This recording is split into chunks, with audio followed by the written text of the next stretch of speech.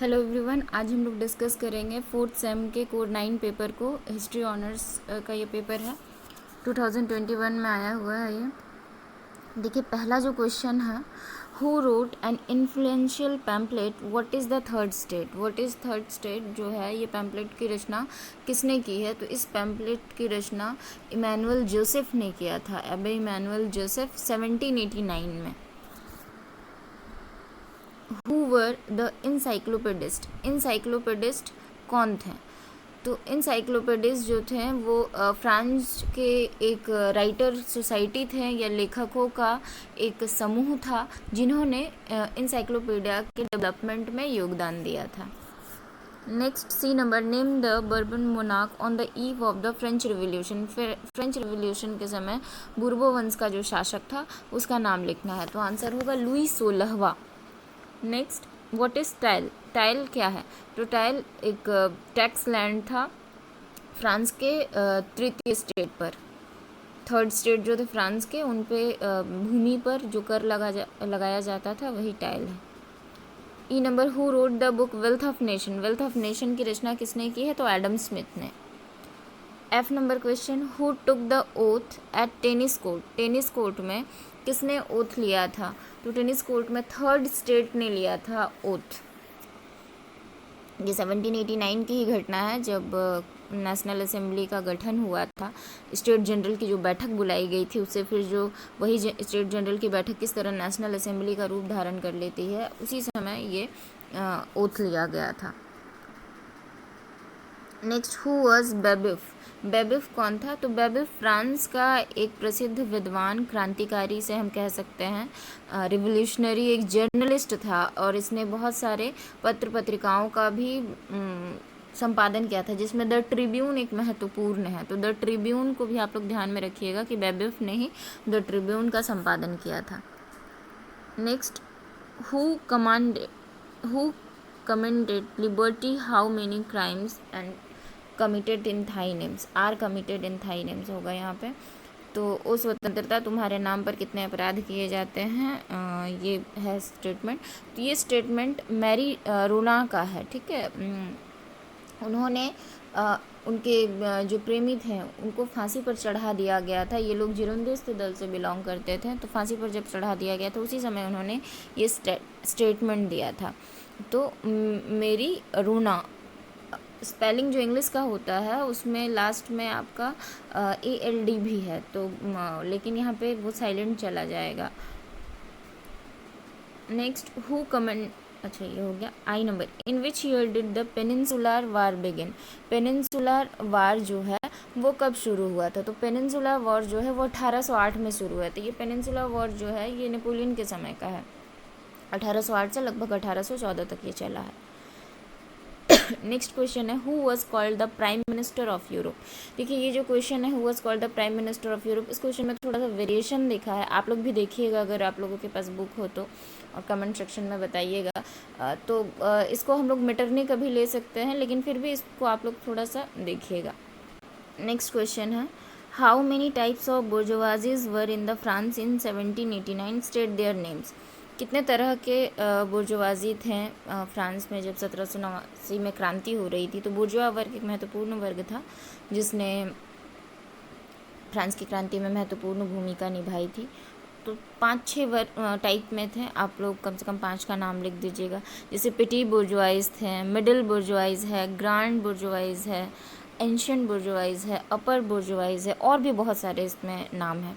आप लोग कोई भी 5 नाम लिख दीजिए। बी नंबर क्वेश्चन जो है, who were known as the सैंसकुलो-हेज।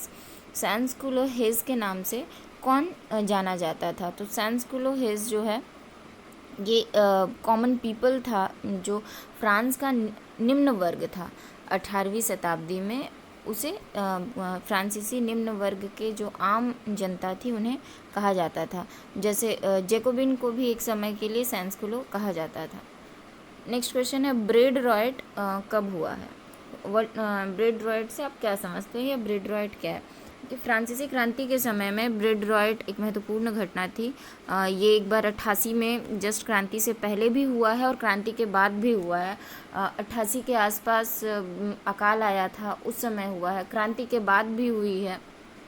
तो अनाज जो है वो कीमतों के जो कीमत है वो बढ़ गए थे, महंगाई बढ़ जाने के कारण अनाज की कमी हो गई थी।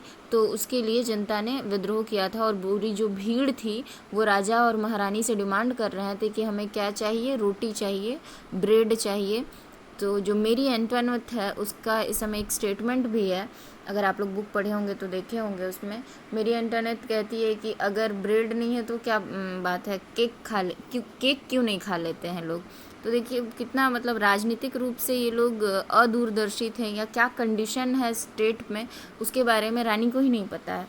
तो ब्रेड के लिए यानी रोटी की डिमांड कर रही थी भीड़, और कीमतें जो बढ़ी हुई थी उसके विरोध में किया गया था, इसीलिए ब्रेड रॉयट नाम पड़ा है इसका।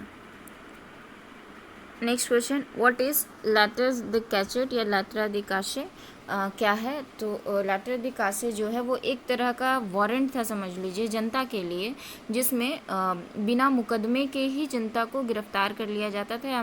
किसी भी पर अगर क्रांतिकारी विरोधी होने का शक है तो उसे गिरफ्तार कर लिया जाता था, और बिना मुकदमा चलाए, बिना सुनवाई किए उसे स्टडी में रख लिया जाता था। और ये जो जो ये वारंट है, जो डॉक्यूमेंट था, उस पर राजा जो है वो सिग्नेचर करता था। उसके बाद फिर जो मंत्रियाँ होते थे, मंत्री लोगों का भी फिर काउंटर सिग्नेचर होता था इसमें। नेक्स्ट क्वेश्चन है, व्हाट इज़ बास्कल पॉलिसी। बास्कल पॉलिसी क्या है। तो बास्कल पॉलिसी जो है वो इंश्योरेंस से ही जुड़ा हुआ एक पॉलिसी है, और बास्कल जो है वो एक तरह से ग्राफ को शो करता है। Next, physiocrats. Who were the physiocrats. Physiocrats कौन थे। तो फिजियोक्रेट्स जो है वो फ्रांस के एक इकोनॉमिस्ट सदस्यों का दल था, जिनका ये विश्वास था कि सरकार की जो नीति है, आर्थिक नीति, वो प्राकृतिक नियमों को प्रभावित नहीं करनी चाहिए। उनके अनुसार जो है कि ज़मीन ही सभी संपत्ति का स्रोत वो लोग मानते थे। तो फिजियोक्रेट्स इकोनॉमिस्ट लोग थे। Next, who established the bank of France and when. Bank of France की स्थापना किसने की है और कब। तो बैंक ऑफ फ्रांस की जो स्थापना है वो नेपोलियन ने किया था। नेपोलियन के द्वारा स्थापित किया गया था बैंक ऑफ फ्रांस 1800 में। नेपोलियन ने आर्थिक स्थिति में सुधार लाने के लिए बहुत सारे काम किए थे, उसमें एक महत्वपूर्ण काम था उसके द्वारा 1800 ईस्वी में उसका सुधार। तो उसके सुधार जो हैं वो आप लोग जब नेपोलियन कोड पढ़िएगा तो उसमें डिटेल में अच्छे से दिया हुआ। नेपोलियन कोड को आप लोग अच्छे से पढ़ लीजिएगा, वो लॉन्ग क्वेश्चन के लिए या शॉर्ट नोट्स के लिए इम्पॉर्टेंट है। Next, what do you understand by the 100 days rule in France. 100 days rule France में जो था वो आप उससे क्या समझते हैं। तो 100, अच्छा एक क्वेश्चन छूट गया। What is scorched earth policy. Scorched earth policy क्या है। तो स्कॉर्च्ड अर्थ पॉलिसी ये युद्ध तकनीक है, ये एक सामरिक नीति है। उस सामरिक नीति में क्या होता है कि जैसे यहाँ पे आप लोगों को देखिए वर्ड ही से समझ में आ रहा है स्कॉर्च। स्कॉर्च मतलब जला देने वाली, जो गर्मी जब होती है तो हम लोग इस वर्ड को प्रयोग करते हैं। तो ये एक रणनीति या सामरिक रणनीति है जिसके तहत सामने वाले के जो भी वेपन्स हैं या फिर जो भी उनके औजार हैं, उनके साज सामान हैं, उनको नष्ट कर दिया जाता है, उनको जला दिया जाता है, फिर वो वहाँ से आगे बढ़ जाते हैं। तो ये एक मिलिट्री स्ट्रेटजी है जिसे स्कॉच्ड अर्थ पॉलिसी के नाम से जाना गया है। Next, 100 days rule.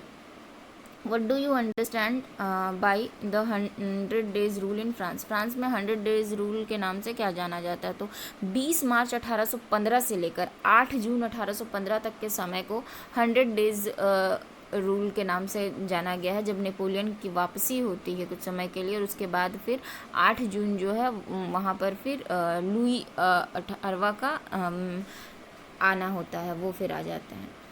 Next, J number question, who were the big four in the treaty of Vienna. Vienna में 4 जो बड़े थे या 4 जो बड़े देश थे उनके बारे में उनका लिखना है कि कौन कौन थे। तो ऑस्ट्रिया है, रशिया है, प्रशिया है या प्रशा लिख सकते हैं, और ब्रिटेन था। तो ये 4 बड़े थे जिन्होंने महत्वपूर्ण निर्णय लिए या इनका दबदबा था इसमें।